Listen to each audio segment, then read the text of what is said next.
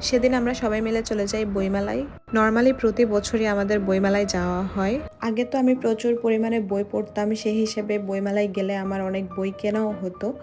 কিন্তু গত ৩-৪ বছর ধরে এই বই পড়ার আর বই কেনার যে নেশাটা সেটা আমার একদমই কেটে গেছে। বাট আমি চাই আস্তে ধীরে আবার বই পড়ার দিকে এগিয়ে যেতে। তো যাই হোক, সেদিন বইমেলায় গেলাম। আর আমি বই না কিনলেও আমার হাজব্যান্ড বেশ কিছু বই কিনেছে। বই কিনতে কিন্তু হঠাৎ করে দেখি একটা লোক খুব সুন্দর করে গান গাচ্ছিল। কোথা রবে এ ভাই বন্ধু, কোথা রবে এ ভাই বন্ধু, পড়বা যে দিন কালের হাতে। আমরা অনেকক্ষণ দাঁড়িয়ে দাঁড়িয়ে তার গান শুনলাম, এরপর একটু খাওয়া দাওয়া করলাম।